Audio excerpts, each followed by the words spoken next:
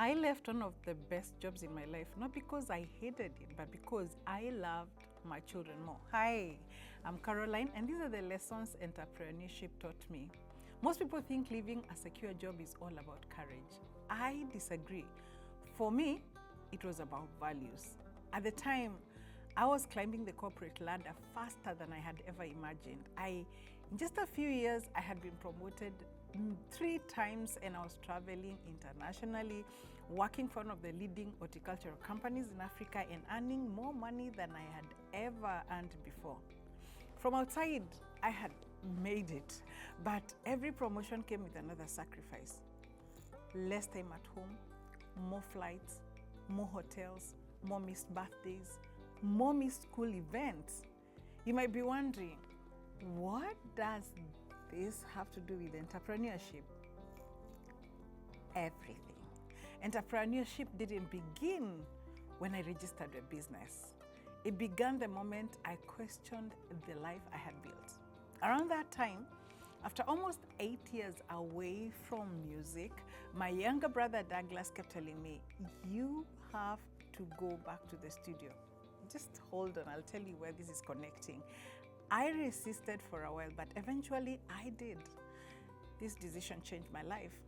My brother had set up a recording studio, and his producer was a young man named Alex from Mombasa who lived in Meru. Every so often, now Alex's brother would come to Nairobi to visit him. And this brother was George. The first time I noticed him was towards probably the end of 2006. Then we were to meet again a few months later, and our first conversations were interesting, if I may say so. He actually tried to preach to me. I wasn't having it. He challenged the kind of jokes I told and the way I was living. I remember thinking, who does this guy think he is? Little did I know that God was quietly writing a love story while I was building a career. At that point, I was constantly traveling. My career was thriving, but I was hardly ever at home. George slowly got to know my daughters, Kaylin and Melody. They called him Uncle George. He wasn't trying to replace anyone or anything. He simply cared about them. Around the same time, I had hired a new nanny, and I couldn't fully trust her yet. She was So I would ask George to stop by. I would tell him, just you came to check on the girls. Play with them because they loved. Play with him for a while, and then if the house help asked, just say that you are passing by to check on the girls and play with them. So what started as checking on the children slowly became a genuine friendship. The girls trusted him, and he began to notice things I couldn't see.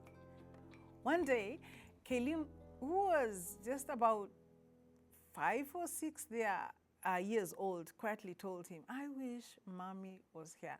Children have a way of saying in one sentence what adults hide for years. Then came the moment that changed my life. It was Parents' Day at Kaylin's school, Kameville. In Kenya, Parents' Day isn't just a meeting, it's a special day when children proudly bring their parents to school. But that week, I was traveling for work. So before I left, Kaylin reminded me, Mom, like several times, Mom, don't forget Parents' Day. It is on Saturday. She even told me a list of a few things that she needed for the event. Of course, by then, money wasn't really the problem, it was time. Now, while I was away, some important international clients arrived. They met with me, and our CEO asked me to stay and host them. Now, I was working with the commercial department. Our company was in some sort of crisis that needed to be solved immediately. Suddenly, there was no way I could make it home. George stopped by our house that Friday evening and found Kaylin already preparing herself for disappointment. I know Mom won't come, she told him. I know she won't. George didn't know what to do, so he called to remind me about the things Kaylin had said she needed. And as soon as he called to remind me, my heart sank. I had forgotten. I asked him, could you buy those things for her? Because I couldn't leave work. And I asked him, please, could you attend the Parents' Day in my place?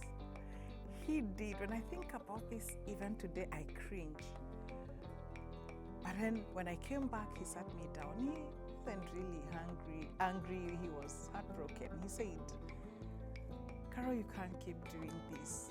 I know you have an amazing job, you have an amazing career, and I know you work very hard. The work is important, but these girls really need their mother.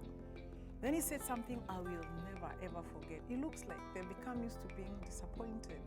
Now, those words pierced my heart. As I packed for my next business trip, I couldn't shake them off my mind. And for the first time, I asked myself a question that changed the direction of my life. What is the point of building a successful career if it costs me the people I love most? That question became the beginning of my entrepreneurial journey. That's where I was going. And that's when I realized my first lesson.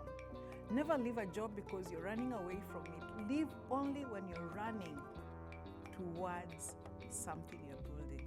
Next lesson, we are going to talk about why it was so hard leaving my job. Bye for now.